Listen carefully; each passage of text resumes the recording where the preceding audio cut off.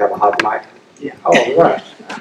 Well, thank you, ladies and gentlemen, for coming out in this very uncomfortable weather tonight, unusual for South Texas, I guess. And I want to thank Mike for the invitation to come out and speak with you this evening. And I want to talk to you about an issue that we at TBV feel is having a profound impact, not only on the great state of Texas, but our nation as well.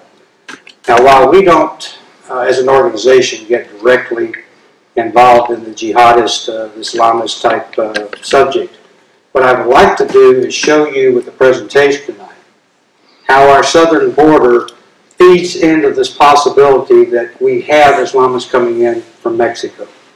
It'll talk mostly about what we experience on a daily basis down there, but as we go through, I think you will see where that connection can be made. Next slide.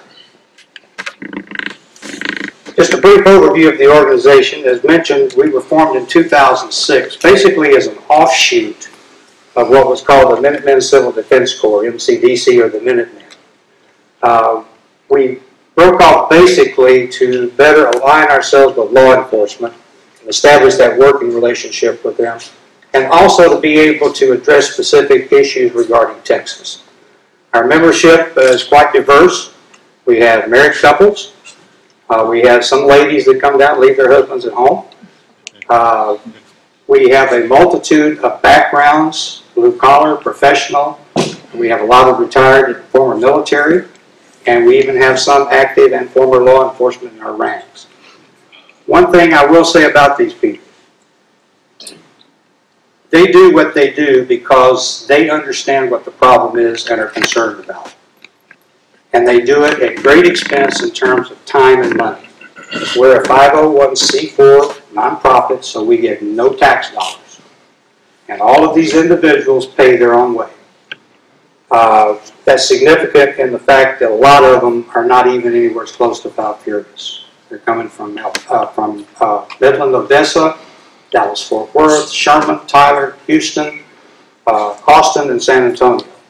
Not to mention the members that we have come in from out of state. We have one guy in Massachusetts that comes down. We have one in California, one in Montana. So they do this because they're concerned about the issue and they're willing to sacrifice their time and money to do it. Next slide. This is an aerial view of our headquarters. As we mentioned, we're 70 miles north of the border. I don't know if you guys, any of you know where 281 is, Highway 281? Mm-hmm. Okay. We're sitting right on Highway 281, which is a 4-lane highway, coming up from McAllen, leading right up into San Antonio. This is where we base out of. Our living quarters, eating quarters, and all of our facilities are located right here on the ranch. Next slide. Now the key to all this is the South Furious Border Patrol checkpoint station. This is located about 4 miles to our south.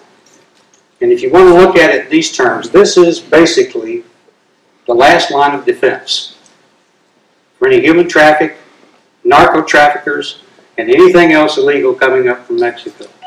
If they're not caught at this checkpoint and they get past it, then basically they're home free. They can go anywhere they want, and believe it or not, most of the people that we have interacted with and got information from, they're coming to Houston. I have no idea why. I'll also take this opportunity at this slide to talk just briefly about the Border Patrol. I can't speak to any other stations or sectors, but I will tell you the South Furious agents are top flight individuals. You're out there humping 24/7, 365, doing what you're paid to do, regardless of what's coming out of Washington, D.C. So I just want you to know that for those folks down there, you're getting your money's worth. Next slide. In addition to Border Patrol, we work quite frequently with DPS, Texas Department of Public Safety Air Crews. This is a photograph of 2 that flew into our headquarters one Saturday after a Friday night activity where they flew in and supported the BP agents on the ground on a group of 27 that we had reported. Hopefully, if the system works, we'll get to see a video of that. Next slide. To further reinforce this relationship that we've developed with DPS, last year they contacted us and said, hey, we need to identify any smuggling routes or trails that you guys have identified so that we can coordinate them and plot them and monitor those in the future. So they flew a crew down, picked up one of our guys and took him up. And he took him through various locations where we've been operating to show him or show DPS where those routes were at. Next slide. If it works, this is a brief interview with Dr. Mike Vickers. He owns the ranch, he and Linda Vickers own the ranch that we base off of. And this was done by National Geographic back in 2010 as part of their Border Wars series.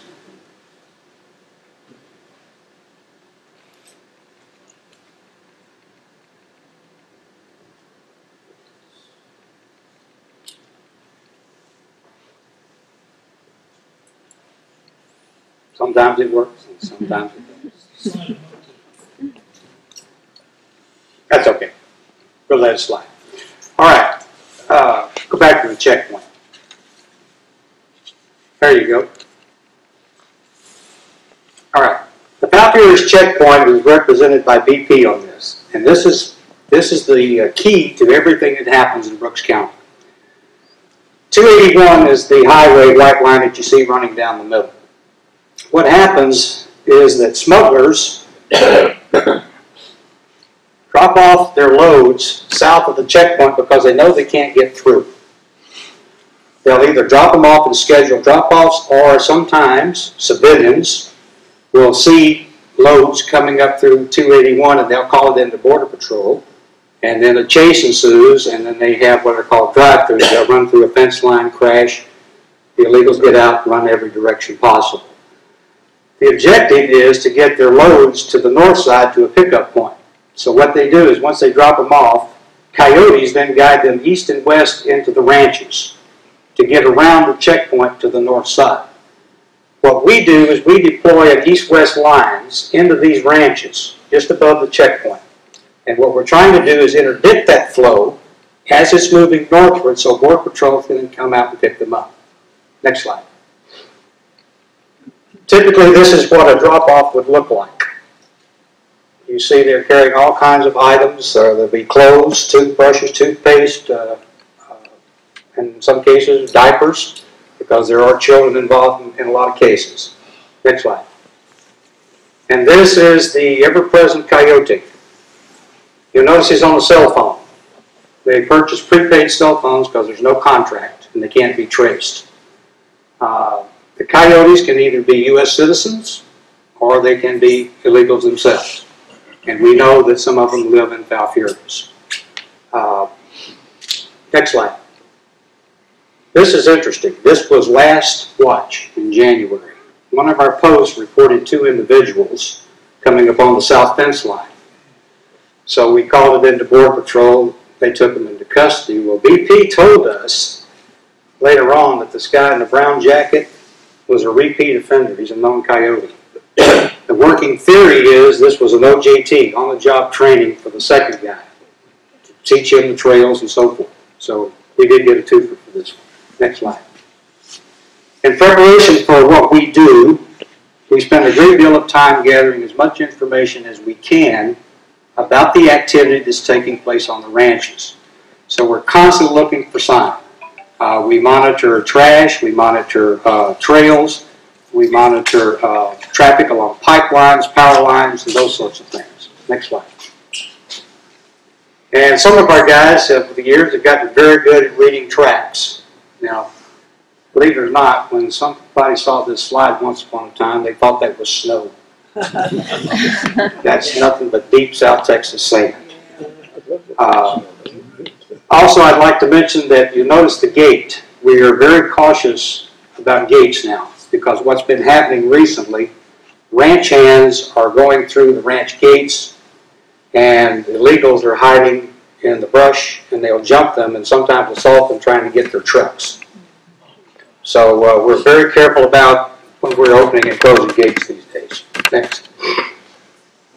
Once we've gathered as much information as we can about what the activity is like and where it's located, then we set up a plan for how we're going to post out in that particular area. We wear camouflage, and just make clear, We don't do that to play Rambo. Camouflage serves two purposes. First, it camouflages. Our objective is to never be seen.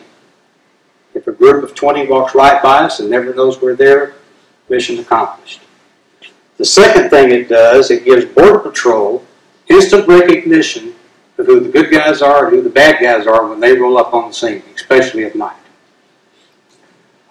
Once a group is spotted, that information is then relayed to a headquarters building, which you saw, and we have a radio operator with a direct line to Border Patrol. And we try to provide information like, obviously, the size of the group. We try to provide gender if possible, and if there are any children involved, because that will dictate to Border Patrol how they're going to respond. And all of our posting positions are GPS plotted, so all BP has to do is punch them in, and they know where we're at. Next slide. Occasionally, we will have individuals give up. You'll notice the distance between our guy and him. We have a strict policy of a 30-foot distance. We do not approach or have any contact with these people at all. Several reasons. First of all, if you're in the country illegally, you have not been screened for any medical problems, such as tuberculosis, especially MDR, multiple drug resistant, Chagas disease, leprosy, or anything else. Secondly, you've not been screened for a criminal background, so we don't know what your intent is. You could be a 3-time convicted loser, for all we know. And thirdly, by avoiding contact, we keep the ranchers and the landowners from being sued somewhere down the road. Because if something ever went wrong, and there was an assault or an abuse of any kind that could be proven, it would not be the volunteer. It would be the landowner paying the price. It happened in Arizona. I can't remember his name, Roger. Anyway, he had someone on his property and held him at gunpoint and wound up getting sued and lost about $85,000 last I heard. Next slide. Now, we do occasionally, and this is something we don't get a lot of credit or recognition for, we do occasionally find people that are in severe physical distress. This particular individual that we found all by himself in the middle of nowhere, he got lost, separated, was within hours of dying. He was just that bad off. That was told to us by medical staff. The individual you see attending to him is a Marine combat vet from the Middle East and a certified EMT. We have about 3 or 4 of those.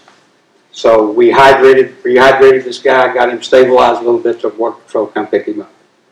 We find a lot of people that have been left behind by the coyotes. Next slide. This is, gives you some idea of the area that we're in. We operate on about 50,000 acres. We have ranchers, other ranchers asking us to help, but we just don't have the manpower or the supplies to do that.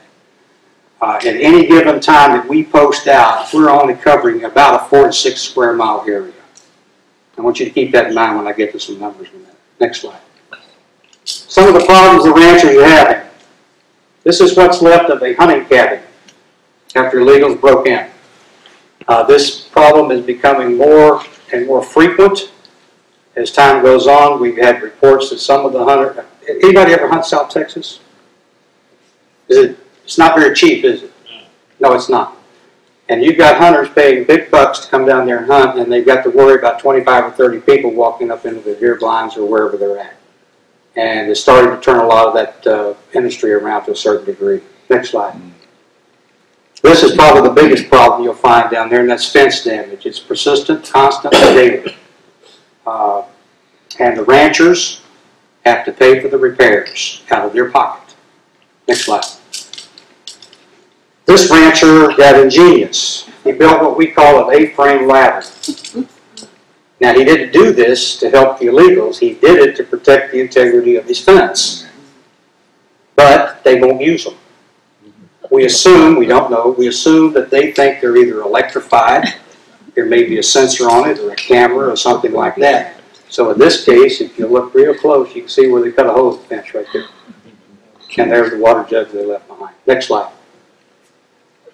This is what's called a drive-through. This was in Brooks County to the south on Highway 755. Matter of fact, the vicars witnessed this. 1-ton dually loaded with illegals, was being pursued by Border Patrol, ran through the rancher's fence, took out about a 30-foot section. And this was during the drought. And the catalytic converter caught the field on fire. So now he's got a hole in the fence and he's got the pasture fire going. Again, he has to deal with that. A friend of mine in another county, about 3 or 4 counties north of Brooks County, way north, had 5 of these in 7 months. So, gives you some idea. Next slide. Another area of concern, they damage water supplies. The stock tanks down there, a lot of them are controlled by a float system, similar to what you have in the tank of your toilet. Keeps the water level constant. What they'll do is they'll break off the float system because they don't want to drink what's in here and let the fresh water come up out of the ground. Thus, you're wasting a precious resource in South Texas, not to mention if that's not found, that well could go dry. Now you're looking to drill it again. Next slide. Trash is a constant problem. Fruit cups, energy drinks, dirty diapers, you name it, we found it. Next slide. And this was a result of working for a month. And this is what was collected down on one of the ranches. It's not nearly as bad here as it is in Arizona. They got it 10 times worse. Next slide. And we find a lot of documents. We find, you can't tell here, but there's a tax return for child tax credit. The individual listed, oh, by the way, it was filed in Houston. The individual listed 3 children. You have to put your child's social security number on the form. Well, his was child number 1. The last 4 digits ended in 1111. Child number 2 was 2222. And child 3 was 3333. It was $1,500, I think, he got in child tax credits. And interestingly enough, one of the more common pieces of identification we find is a Mexican voter ID card. Imagine that. You have to have voter ID to vote in Mexico. What a novel concept. Is that the matricular consular? Is that what that is? Where? You said the voter ID card. Voter ID cards. Is that the matricular consular? It says voter on it. Okay. And then there's the social security card that we found and all kinds of good stuff. Next slide. And this is probably the most interesting that we found so far. This was in October, and we'll probably have some interest for you. This is a Urdu translation guide. Oops. Urdu is the national language of who? Pakistan. Pakistan. Now imagine that. You've got somebody with a translation guide in Urdu 70 miles north of the border out in the middle of nowhere along a smuggling trail. In the same sack that we found this was 1 page that had been torn out of the Chinese passport. Next. Which leads me to discuss the OTM factor other than Mexican. These are a couple of Chinese that was in a group that we reported back in 2010, I believe it was. Next slide. The thing that you have to remember about Chinese, ICE can only hold these people for X amount of time. The Chinese government does not readily provide travel documents for their citizens to come back. So what happens, next slide, is that they get released with a court date to reappear at some future time. Now, some people think, well, yeah, you got 1 or 2 Chinese. Wrong. This is a rescue beacon. There are 8 of these in Brooks County alone, in English, Spanish, and Mandarin Chinese. Fox News in San Antonio, or Fox 29 channel, did a report back in November. And they had contacted Border Patrol and found out that BP had apprehended over 500 just in the Rio Grande Valley sector alone last year. Chinese? Chinese. Next slide. This lady is from Eritrea, one of the countries on the no-fly list. Next slide. This gentleman, we never received any official confirmation from Border Patrol, which we rarely do anyway. But this photograph is used at our gun show in San Antonio. We got an 8x10, and we have a lot of GIs down there. And it's inevitable that we have some combat vet from Iraq or Afghanistan come by and point to that and say, he's not Mexican. Next slide. These are Guatemalans and Honduras. Next slide. These are 5 mid to early mid to early teenage Salvadoran females that were in the company of 2 adult males. There's one of them, and BP's putting the other one in here. You can probably figure where that one was going. Next slide. To give you an idea of the numbers, and I don't do a lot of numbers because people's eyes tend to glaze over when you do that. This is representative of fiscal year 2012 and 2013. Falfurrious Border Patrol only. Nowhere else, just Falfurrious. Notice, I'm sorry, hit the wrong thing. Notice what happens around April and May of 2012. We started to see the trend lines going up. But if you go back to that time frame, that's when we started to hear the words amnesty, DREAM Act, deferred action, and all the other rhetoric coming out of D.C., starting to hit the national level media. You have to remember, as poor, as destitute, or whatever these people may be, they do not live in an information vacuum. They have social media, they watch CNN, just like everybody else. And the cartels run the human smuggling business, so you can bet they're out there, hey, here's the word, they're going to give you amnesty, load them up, send them north. We even had reports from McAllen, RGV, that talked about groups actually looking for Border Patrol to give themselves up to so they could start their paperwork. And as you can see, that trend line is continuing to climb and climb and climb. The blue represents Mexican nationals. The red represents OTMs other than Mexican. Oh my gosh. Yes. And that's, You don't hear this. I'm going to give you something else. is this one county here? That's one Border Patrol station, Brooks County. Just so one county? Yes, sir. I'll give you the totals here. Next slide. All right, there's 2011, 9,851 for the year. Mexican OTM. It's Falfurrious, Brooks County. 2012, 13,701. And we thought it was a big year. 2013, 24,598. That's the ones they caught. I talked to an agent last week in preparation for coming here just to get some background. And he estimates, and he's been at it a while, he estimates Border Patrol probably apprehends on average about 30%. So you do the math. Next slide. Oh, can you back that up just one? Just to give you a footnote to this. Last calendar year, 2013, the one we just finished, Texas Border Volunteers, in 40 days in the field, that's all we do, 40 days a year. We're volunteers. In 40 days, we reported 818. Border Patrol got 519 of them. So that's about 20-something a day on average. Next slide. What I want you to take away from this, if you take away nothing else at all, is the fact that the days of the typical Mexican family coming across the border to work the fields and do whatever and then go back home are gone. This is no longer a Mexican problem, as I just showed you with those OTMs. And they're coming from everywhere.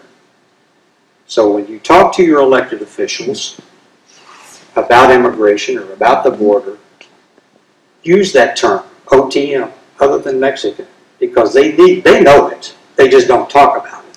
Because it takes away the argument or that stereotype that we're demonizing the poor Mexican. And that's not the case anymore. So you need to start enforcing that with your conversations, not only with your representatives, but with your friends and neighbors. Because this needs to get to a national dialogue. Next slide. For the next few slides, I want you to do me a favor. I want you to pretend that you're on the other side of this camera taking the picture. And right now, you're looking out your back door. This is taken by Linda Vickers from her backyard. This is a Honduran that walked in. Next slide. This is a picture taken from her kitchen window. Hondurans and Salvadorans Next slide. This is taken out her front door. Now she's taking this with a she got the cell phone taking the picture. She's taking the picture with this, and she's got a gun in this hand. That's the way of life in South Texas right now. And it's not just Brooks County. You can take it all along the border. Next, oh, before you do, go back. If you'll notice, if you look real close, you see that right there? Rather large rock. He also has one in this hand. And he appears to be contemplating his next move. The next slide will show you why. Go ahead. The best team has arrived. That's Linda Vickers' dog. She's got 4 of them. Blitz, Schotten, no, I'm sorry. Blitz, Elsa, Schotten, and Tinkerbell, B-E-S-T. That's Tinkerbell. 90 pounds of Australian cattle dog mixed with some kind of mastiff. And if you pet her, it's like petting one of those concrete statuaries at the, where you go buy a fountain and stuff like that. But you'll notice that he has decided to lay those rocks at his feet. Now, combined with the dogs, and I'm sure some very diplomatic language from Ms. Vickers probably convinced him to do that. Next slide. BP's on her speed dial. They come out and pick the guys up and give them a taxpayer-funded ride back to the station. You'll also notice we go to great lengths to shield the identities of the agents. Anytime we use their photograph, we blur their faces. We will even blur their license plate or their vehicle numbers. That's just for their protection, and we make sure that we do that. We don't want them exposed unnecessarily. Next slide. Now she goes down to her tack room to feed the horses, and there's a Salvadoran. By the way, I sleep right on the other side of that wall. That's one of our bunkhouses. Next slide. This particular individual wasn't too happy that Border Patrol showed up to pick him up after she called, and he decided to run. What he didn't know is this agent is a distance runner and martial arts expert. He did assault the agent, by the way, but no assault charges were brought because it was not bad enough. Next slide. And this goes to what was mentioned earlier. I think Mike mentioned it, about MS-13. We got them all over the place down there. This one's got the tattoo on his back to prove it. Next slide. Remember the guy we found was almost dead? A Pistoleros gangbanger. And curiously enough, he had been, 2 weeks prior to this, he had been previously deported out of the Polk County Jail in Livingston, Texas. Next slide. Another gangbanger identified by the rosary tattoos on his neck. We know that's a gang affiliation because even when I was teaching high school in San Antonio, his students were prohibited from wearing rosary beads because of his gang affiliation. And he was a coyote, by the way. Next slide. Another problem that we started to encounter. We had a group of 23 on one night. Border Patrol didn't get any of them because they couldn't respond. They were working 50 south of us at the time and had no assets. Our guys went back the next day to check out the area to see if they could find any signs or anything, and they found a backpack with 8 pounds of dope in it. We do not know how many, if any others in that group of 23 were carrying the dope. By the way, this gentleman is a Sugar Land PD officer. Worked with us. What do you mean when you said they didn't have any assets? They couldn't They're being overwhelmed. There's just more of them than there are of us. And it's not unusual for us to call in a group and be told, hey, it might be 2 to 3 hours before we can get there. There's just not enough to go around, considering the volume. We're seeing numbers we haven't seen in years, and that's the problem. Next slide. I'm not going to tell you where I got this photograph from, but it's from December, and it's in Brooks County on one of the ranches. There were a total of 6 individuals involved, and at the end of the day, 4 were apprehended and 342 pounds of dope was recovered. Now imagine this on your property. Next slide. Not only is it a problem for the ranchers and the landowners, it's a problem for the illegals as well. This is a skull that was drug up into the Vickers yard a few years ago by one of the dogs. Next slide. This individual was found on the northernmost most part of the Vickers Ranch that we post on. You'll notice they laid him out across the road and hung t-shirts on the fence line so somebody would find him. Next slide. This lady was found just to the west of our headquarters building. As a matter of fact, if you look right up here, you can see Highway 281. She didn't quite make it to the fence. We do not know cause of death. Some have suggested because of the condition of her clothing that there may have been a sexual assault involved. We just don't know. Next slide. What you have to remember about Brooks County is they are so far from the border they don't qualify for any federal funds. Therefore, any bodies found are processed at the cost of the county. They pay for the autopsies, the burials, anything associated with that incident, the county has to pay for it. KRGV ran a story last week out of McAllen that Brooks County is now looking at cutting services in other areas to help offset the cost of what this is doing to them. How many miles away from the border? 70. 2012 was a record year. They found 129. This year was down to about 87. In just that county? Just Brooks County. Bodies? Bodies. Oh, my. Now, there's some, and I'll tell you, they will never be found. Because once the decomposition starts and the animals get involved, you've got bones scattered everywhere, and they'll never be found. Now, I guarantee you, if there was a criminal activity in Harris County or anywhere else that resulted in 129 deaths a year, somebody would be raising some cane about it. Next slide. I'm not going to go through these individually because of time, but these are some of the impacts that we as citizens need to think about. National security, crime, economics, environmental disease. Let me just, since we do have some parallel thoughts. 2010, in terms of the first one, and you probably know this better than I do, Washington Times reported about the Iranian shock troops in Venezuela under the protection of Hugo Chavez at the time. We had a terror alert in 2010 for the Texas-Mexico border for Al-Shabaab, elements of that or Texas. 2011, you had the Iranian terror plot to blow up or to kill the Saudi ambassador. If supposedly they were working with Mexican cartels, which was didn't happen. Or it wasn't a Mexican cartel; it was our guys, but they didn't know that. In 2013, we had this individual coming up from the valley that was picked up claiming Jordanian status. In fact, he was Syrian. I talked to the agent, as I said, about a week or so ago, and he confirmed that they are picking up Pakistanis, Iraqis, Afghanistan, Somalia, and now a new one, Ethiopia. I don't know much about Ethiopia, but he said there are a lot of Ethiopians coming.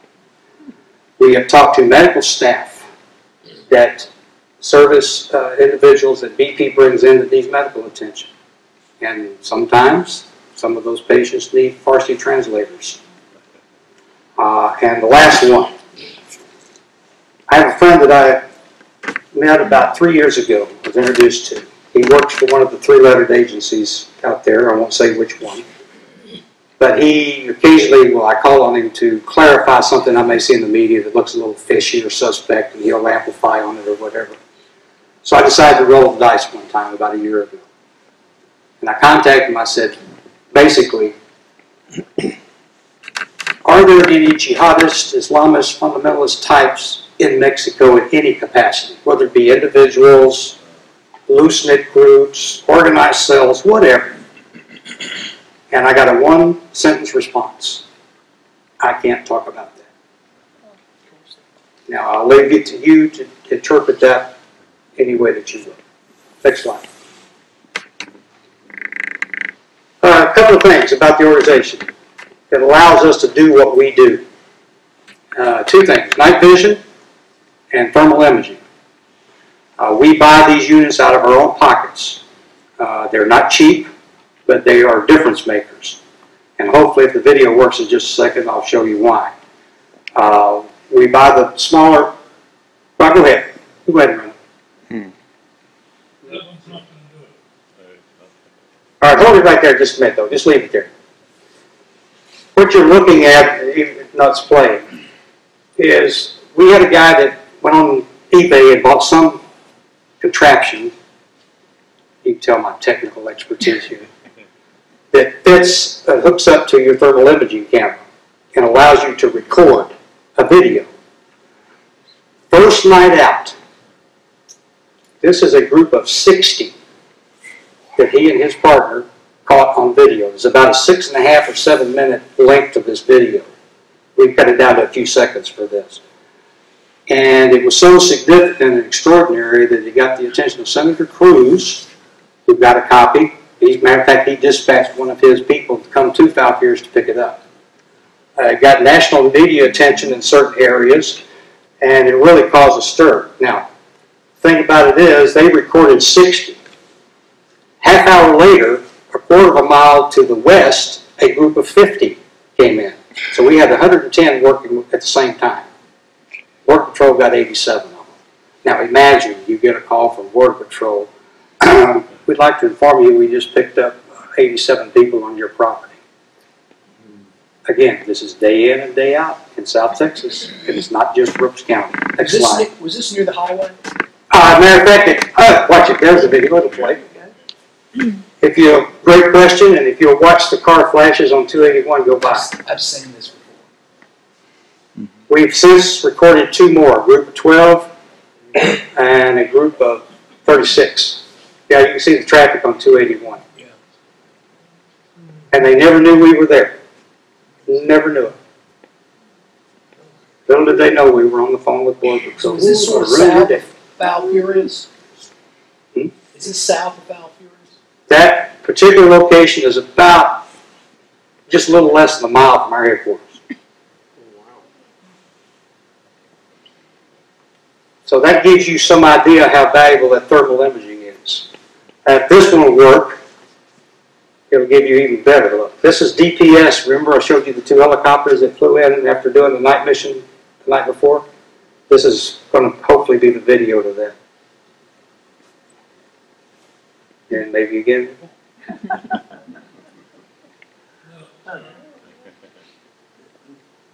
One of the other things that gives us a lot of capabilities we didn't have before, and that's the fact that some of our guys are buying ATVs now.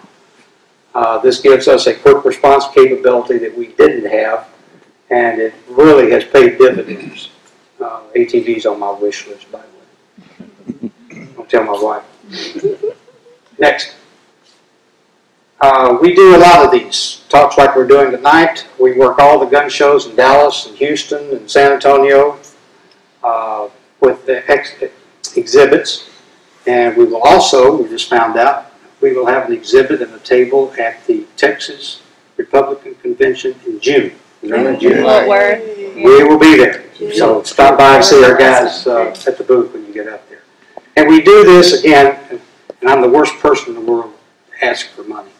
But we do this because this is the only way we have to raise funds to do what we do. Our individual contributions can just go so far. But when you're buying $2,500 thermal imaging devices or $2,500 night vision units, it takes a lot of effort on our part to get out and raise money. Next slide. This is a screenshot of our Facebook page. If you will go there, you can, trust me, you will be able to see those videos I tried to show you.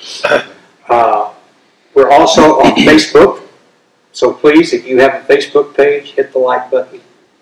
We're almost to 6,000, I think, now. You can also, if you decide you want to join, there's information about joining. You can donate. We have a PayPal set up and so forth. And you can read all kinds of news items that we post on a regular basis. Next page. This is the end of the formal presentation, but I want to leave you with one comment. Most of you, I'm sure here, if not all of you, have seen the original Jaws movie back in 1973, whatever it was. There was a scene in that movie with Richard Dreyfuss playing Matt Hooper, Roy Scheider playing Chief Brody, and I forgot who the mayor was. Anyway, there was a meeting at the beach. And the mayor was just adamant, regardless of what had happened in the past, he was adamant that that beach was not going to be closed because of shark attacks. This was the 4th of July weekend. This was the big money day for the town. We cannot afford to lose that revenue. And this discussion was going back and forth, and finally Mr. Hooper basically said, if you continue to ignore this particular problem, it's going to swim up and bite you in the ass. Well, ladies and gentlemen, it's my personal opinion that if we don't do something about this particular problem in South Texas, it's going to eventually swim up and bite us in the ass. And it's going to bite us hard when it does. Thank you for your time and your attention. I'll take any questions you may have. Sure. Why do we do, on the questions, why don't we have a microphone here and have people come up and ask some questions? That way we'll not be bouncing everywhere to hand a mic to everyone.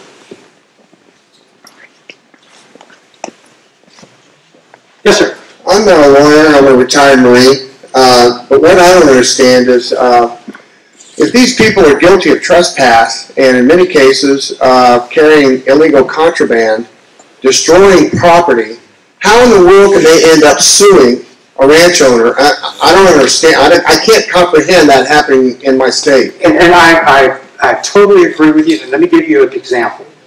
This was over the past year. I won't mention the ranch name. It was further south of us. The ranch manager discovered a smuggler and his vehicle loaded with illegals on the ranch. In an attempt, all he was trying to do was get the license plate number of the vehicle. And as a result, the smuggler loaded up and took off at a high rate of speed and eventually rolled the vehicle on the private property, killing 2. The families, through whatever mechanism back in Mexico, found out about it, hired attorneys, and they have sued this rancher. And it has made its way up through the Texas court system, or it's making its way through the Texas court system. I can't answer your question. I understand, I feel your pain, I understand where you're coming from, and regrettably, I don't have an answer. And my other question is, we're dumping a lot of tax dollars into ICE. You didn't mention ICE. What the hell is ICE doing about any of this? Well, from what I know about ICE, they are basically in the same position that Border Patrol is in the sense that they're being overwhelmed. There's just not enough facilities or manpower to deal with the numbers that's coming up through that Rio Grande Valley. I heard, I can't confirm this, but I heard that some of the ICE detention facilities were over, you got 4,000 beds, well you got 5,000 people, what are you going to do? And that's some of the dilemmas that they're in. I can't speak for ICE, but that's my understanding is it's basically in the same position as Border Patrol. I got a quick word called deportation. Yes. Well, and if you, I agree, but if you can't just arbitrarily deport based on what my understanding, because first of all, you got to look at the individual. Does he or she have a criminal background? Are they deportable? Is what I'm trying to say. Will the countries take them back? And there's a lot of other factors involved before you can simply say, move them back.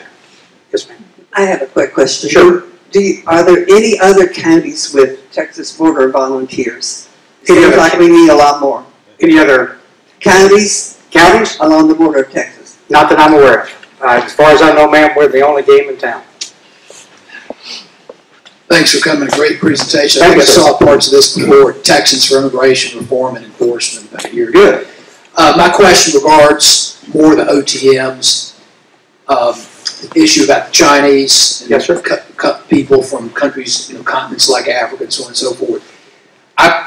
I'm curious, is any effort made by your group or Border Patrol to ascertain these individuals, OTMs, and maybe obviously people not from Central America, obviously folks from Guatemala, Honduras, those countries, they get across the Mexican border and they are not apprehended. They can make their way all the way up through the counties and across our border. I understand that.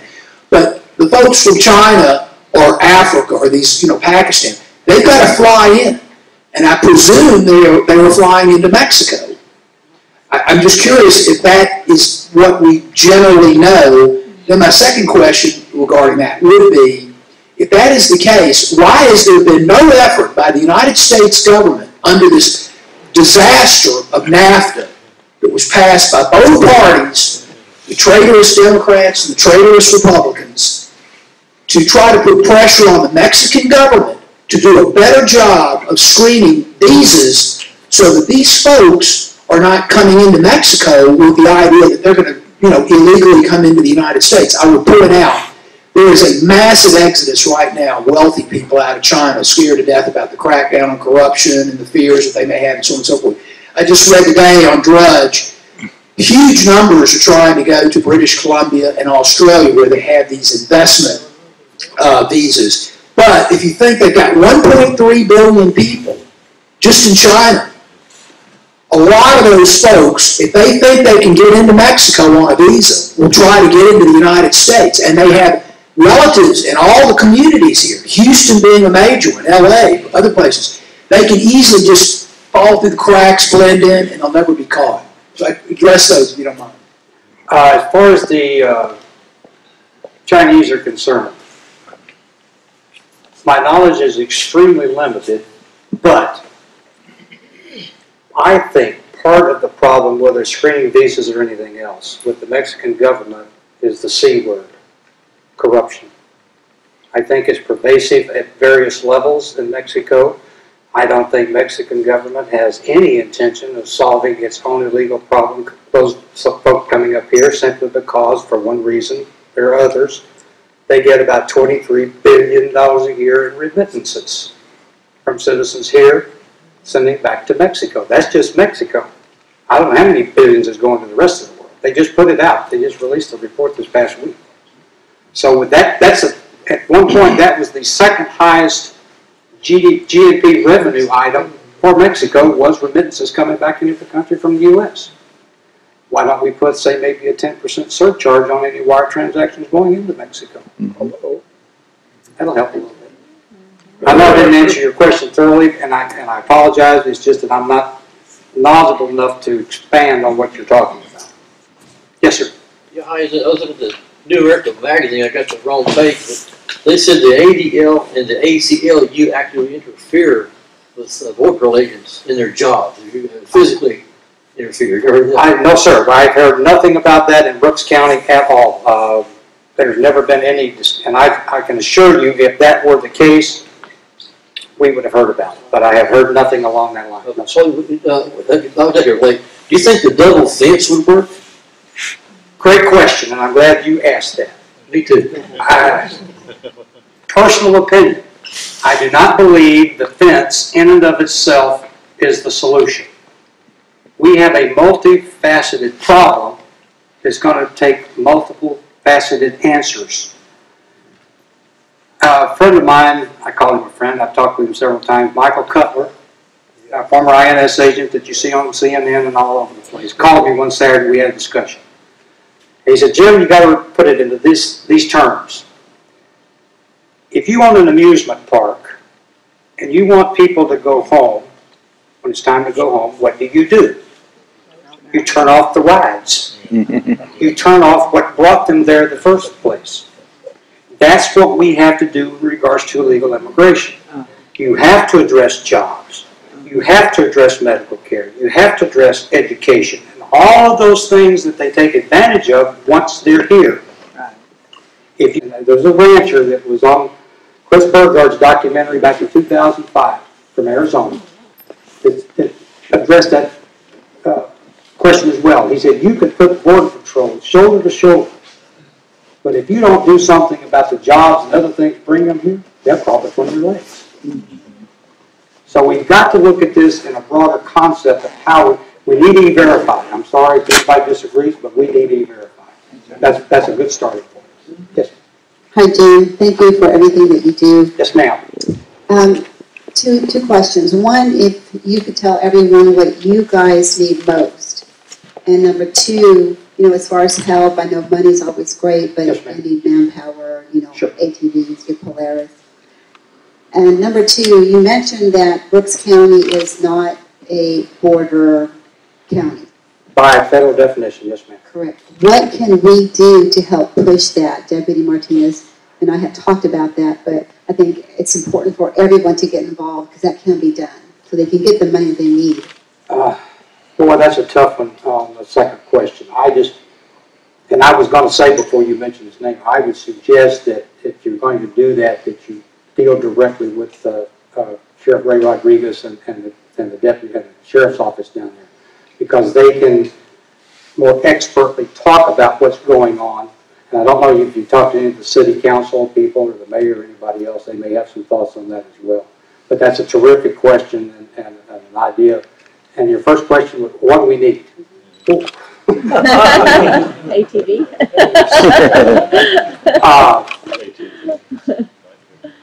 Right now, if I were to, somebody says, here's a check, what are you going to buy? It would be vehicles. Right now, our membership is getting to the point where we're running out of vehicles. So we've had to get rid of some older stuff we had because it kept falling apart and we just didn't have the money at the time to keep it up and running. So we need what's called a UTV, four-wheel drive type. We also need bodies, because as volunteers, we do not have the same number and the same individuals watch after watch. People got jobs, they got families, and other responsibilities. They get sick, and they can't come. So we need that continuous flow of quality individuals to come down. So vehicles and bodies are the two biggies as far as I'm concerned.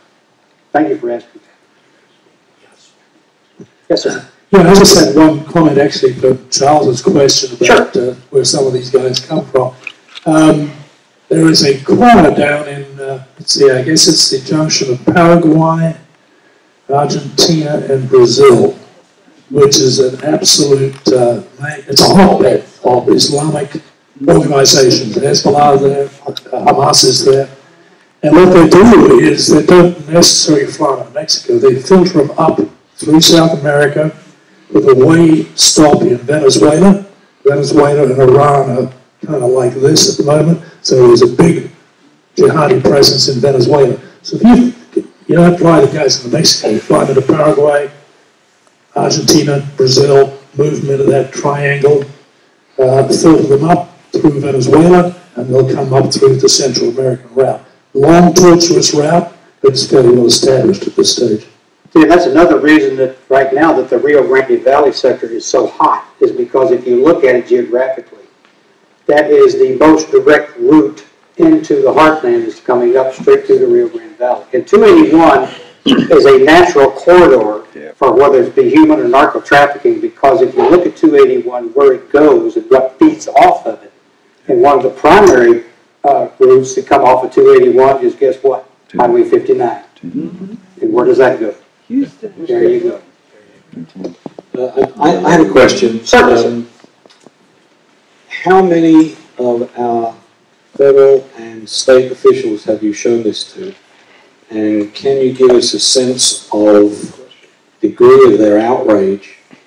And in the same context as we deal with in Act for America as an organization, we have a generally good feeling on which legislators get this and which ones don't. I personally have not given it directly to any elected officials. Now, having said that, I was in Seguin 3 weeks ago, and they had Republicans, women of Guadalupe County put it on. They had one individual running for state legislature, and then they had several local types. So I've never been able to speak to anybody significant. Now, having said that, I can assure you that Dr. Vickers has the ear of several people.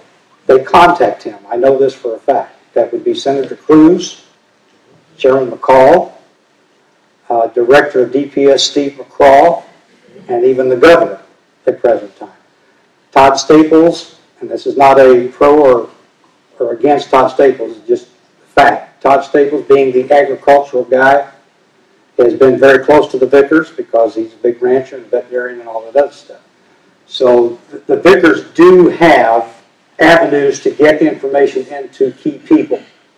But, and I would, if you know of any elected official, state level or federal level, that would like to hear this, I'm volunteering. Thank you. Yeah, I'm back again. That's typical Marine. My friend Charles, he mentioned that you guys were with our group, Texas for Immigration Reform. Yes, sir. In 2013, in the mid-year, and it was an outstanding program. I want to thank you for that. I just wanted to mention that next Monday night, the Texas for Immigration Reform is going to have Congressman Steve Stockman to talk about this very subject. And I have the information here. We're inviting you guys to come out. Is he running? Our group supports this group. Yeah. He's running for Senate against Cornyn, but he's very aware of the problems that you just addressed tonight, Steve is, and he's going to be talking about that next Monday night. We're hoping that we can get a part of these patriots to come out there for that. And that would be a great opportunity for those of you that can go to relay some of this information that you've heard tonight, especially again about the OTMs. We've got to start talking about that and get away from this. It's just a Mexican problem because it's not. Okay, we have time for one final question. The presumed candidate on the Republican side for governor of the state of Texas, the Attorney General, he has been proposing a major increase in state expenditures, I think, with the DPS service. $600 and something million. And wanted to ask you to address that. Is that more like the patrol boats on the Rio Grande and that sort of thing? Address that issue. Then the other question I would ask is, since there were some questions about the ACLU, the ADL, and maybe these lawyers, the immigration lawyers who do all this litigation, it seems to me that the way we've got to attack this is because the national government has authority over this. The Supreme Court ruling in the Arizona case. Are there any other legal avenues, legal cases where someone would have standing, for instance, Dr. and Mrs. Vickers, where they can make the argument that the federal government is not protecting our borders, so consequently, that somehow the state of Texas could really put a full court press on to really secure the border on its own resources. I hate taxes. I would gladly pay a little bit more in taxes if that money for the state of Texas went to really secure the border. Amen. Amen. And that's something that you need to express at the appropriate levels. Now, let me go back to your first question. And I may be off a few dollars. $600 and something million that came out in the paper that he was proposing. I talked with someone within DPS, and this person was, yes. That tells me that whatever is in that proposal, that $650 million expenditure, is going to key areas. I will tell you that if you talk to DPS Aviation, they need aircraft. If they're going to do what you want them to do. With the existing inventory, they cannot. Some of you may have heard of Operation Strong Safety, which was a 3-week DPS operation down in the Rio Grande Valley, and the headline in the paper that came out later on was, "We shut down the border." That was from David Dewhurst. True, no doubt, that operation was a 100% success in my opinion, based on the information we got. The problem is, it covered 40 miles of river, east and west, and 70 miles in. Now, if my math's right, that's 2,800 square miles. Well, the Texas border, all the way across, is over 187,000 square miles. The second thing to remember is that was for 3 weeks. The inventory and the personnel that we have right now in DPS cannot sustain that on a 24/7, 365 schedule. You've got to pull those aircraft offline. I'm sure my Marine friend knows this. They have to be serviced and maintenance, just like if they have burn-off hours. You cannot fly constantly. And they do have a brand new fixed-wing Spectre aircraft. It's the cat's meow, from what I'm told. And I can't say that. It's very good. And if they had 2 or 3 or 4 more of those, and some more helicopters, and people to man them, and money to pay salaries, and all the other things that go with it, that's fine. I personally think the $600 million is pie in the sky. That's never going to get through the legislature. What about drone use, drone technology? I get mixed reviews on drones. Matter of fact, you can hear them. Why would it? The illegals know they're up there. Why would it get through the legislature? I just don't see that happening. Why didn't we get anything through the last 2 sessions of the legislature on any bills that we put in about immigration, sanctuary cities, et cetera, et cetera? When we had, I understand it, the supermajority of Republicans. Right. 82nd. Was Strauss bottles it up. Thank you very much for the presentation. Fantastic. Thank you very much, ladies and gentlemen. What I can say to our audience and to our members, this is the second time I've seen a presentation like this, and I'm just as outraged as I was the first time around.